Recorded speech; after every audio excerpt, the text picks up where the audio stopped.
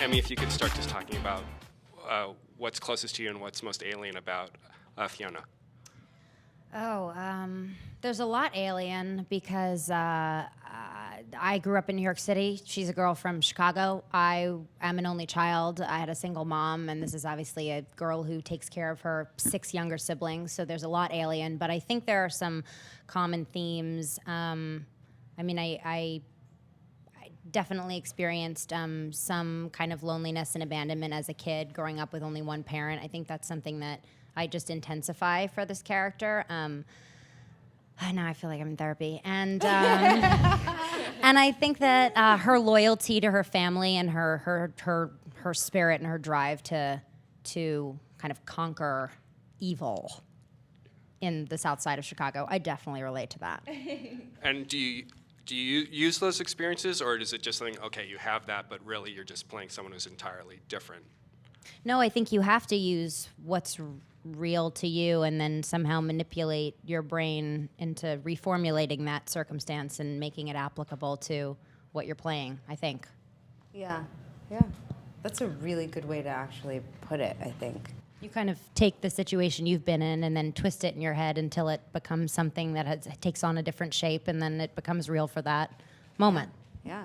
I think there's probably something, too, in your body that understands that experience from your past, and it's just kind of there resonating in you. And if you can attribute it to what you're working on, it sort of comes out then. And Kerry, you've now done 2 seasons on Scandal, and how did you connect initially, and has that changed at all over the 2 seasons in terms of your relationship with the character? I think initially what I really identified with about her was her compassion. She really cares about the people around her. I think it's both her strength and her biggest weakness is that she cares to the point where it makes her vulnerable. And I relate to that, really kind of wanting the people around me to feel taken care of a lot of the time. I also, too, now feel like I'm in a therapy session. But I do think there's a real bifurcation for her between her public self and her private self that took more time to figure out how to play, and is kind of what's most interesting to me about her, that, in her work life, she is this extreme force of nature who is much cooler and smarter and more powerful than me. And then in her private life, she is so vulnerable and torn and pulled and struggles in ways that I think people in the outside world would never imagine. So within the world of the show. So that extreme is something that is exciting for me to explore, because I try not to live my life in those kind of extremes. And Elisabeth, talk about an evolving character. We have Peggy. So how has your relationship with that character changed over the years, if at all?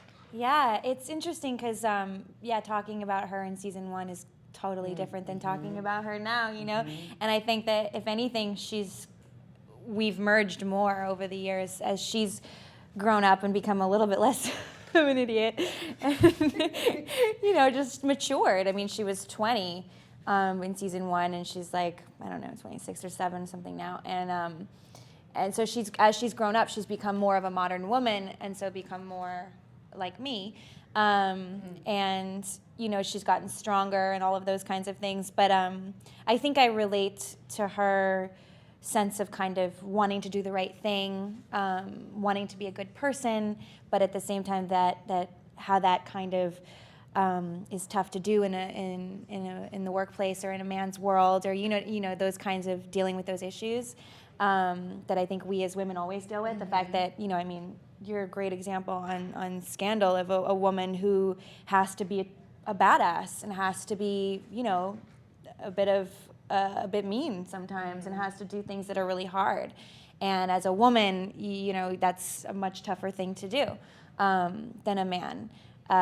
So I think that's definitely something I relate to, and I've related to her more and more over the years. Television is a much more encouraging, supportive place for women to do all kinds of work, to not be relegated to one kind of accessory, girlfriend, wife, best friend role, but to be allowed to really have these journeys. Yeah. Or even if you are the girlfriend or the wife, it's a really interesting character. Yeah, because you we're know? living with you over the Yeah. course of a time, as Yeah. opposed to you being, the accessory to the story. You accessory. have Window dressing. Yeah. It's almost more common to have a strong, badass female character than the opposite. Now. I feel like the guys are window dressing now. It's really true. sucked to be so good looking for them.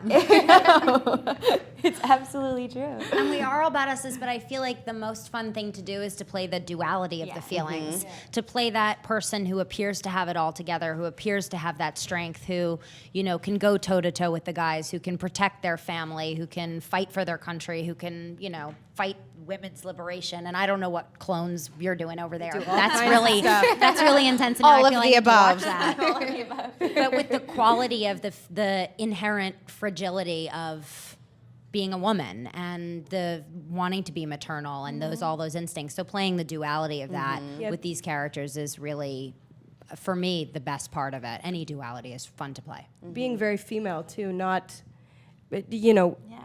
there's complexity to women, not just women who are like men or who, because I think so often we attribute strength and power to male attributes instead of inherently female, which whatever those are, they're so specific to each person. But I feel like there's so many female characters right now that are women and not defined by their gender, but just complex and they bring gender to the table. They don't Yeah. feel like they have to leave their identity. I No. feel like these characters, we don't feel like we have to leave our identity as women behind us. We Yeah. actually bring who we are as women to the table in It's order actually to an inform advantage. the strength. Yeah. yeah. Do you feel pressure, or is it all just sort of a thrill that you're getting to do this? At Yeah, this I think stage? initially I was just like so excited that I got the part that I didn't think about the fact that it was going to be seen or that I was actually going to have to do it. You know what I mean? Like, Totally. I was like, just want it, that's all. I don't care what happens. So when I got it, I started to realize just the amount of responsibility it is at carrying a show and leading, helping to lead a crew and a set and set the tone and not be a whiny baby when you're exhausted, or you know what I mean? Really know that everybody's there pulling their weight, and that you are really crucial to the kind of tone of the set and how it all goes. But that's also incredibly empowering and really exciting, and an exciting place to be. And I think I was pretty tired during the process, so I don't know if I really was aware of how empowering it was, and how kind of I think it changed me as an actor to have to do that. Do you like knowing how things are going to end, or knowing that the production's going to end, or does it not matter at all? I actually was thinking about that in response to your last question, because I felt like I too, when I first got the role, I was just so excited to be able to play Olivia Pope that I approached the pilot like I would approach a movie, and just like all out, just put it all out on the table. First season 2, 6 episodes, all out on the table. And then when we got to 22, I was like, whew, okay. But I still try to do it that way. For me, every single week, like to me, we're making 2 movies a month, and that's what we're doing. So I don't get to like hold back or pace myself because there's 22. I still have to put it all out there and be, as kind of excited and committed and driven and not whiny as we all were on day one. But for me, it's been really exciting to be part of something open-ended, because I think in the past in my work, I have been such a good student control freak that I like to arc out everything, beginning, middle, and end, and know where it's going, and kind of understand the story analysis. And I can do that week to week, and I do it to the best of my ability, but you just have to kind of be on the ride with these writers. I mean, you don't know where Matt's going to go. You don't know where Shonda's going to go. You don't know where they're going to take you, and we're just, I think we're all really lucky to be working with such great writers that we can trust in that and kind of surrender to it. You have to be just in that moment, because you don't know what's going to come up. And I found that difficult as well, because I'm the same way, where I was like, I need to map this out so strongly, and you can't. And you just have to be there, and you just have to be open to whatever's going to come. I also feel like there's a comfort and just a familiarity that you find with that character the longer that you play it, and it makes you better because you know their instincts. You start to learn what will make them angry, what will make them laugh, how they will deal with in these situations. And it lives in you. And so it's almost like every season you come back to it, it's like opening up that suitcase and putting those clothes back on, and those instincts all of a sudden like reformulate onto you and in like some sci-fi way. And then all of a sudden, like, you find that your speech is different and your accent is different and your way of even responding to your mom when she calls at the end of the day. My mom's not happy when I answer the phone as Fiona, trust me. But yeah, I feel like there's almost like I have a very much stronger emotional connection with this character because she's lived with me for so long, and because, like a friend or like myself, I don't know what's coming for her, so I'm very invested in hoping for her and through her.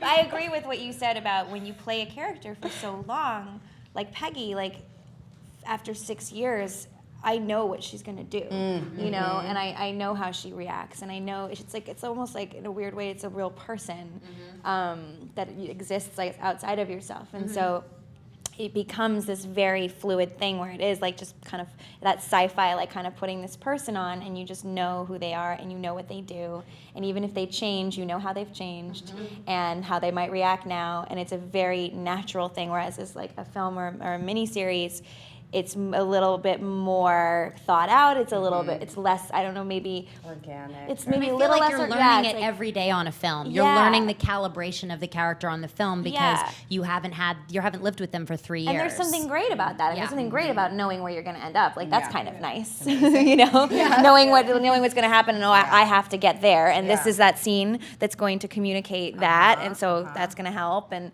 so that's nice too. A favorite moment from the past season, it could involve you. It doesn't have to involve you, but just a favorite moment from your show from the past season. And just for your reference point, we have not gotten past A being stabbed, so you don't want to do anything after that. No spoilers, please. No live tweeting right now. Favorite moment from this season? Yeah. Actually, I think this has aired. So my favorite moment actually hasn't aired, but this has. I think it was at the end of that episode where she's standing in between the two doors, and Don goes into his office and shuts his door, and she turns, and Ted shuts his door, and there's like the conference room shot, and I just loved that. It was such a great, like such a Mad Men way of showing what a character is going through visuals and just through the image, and so I liked that.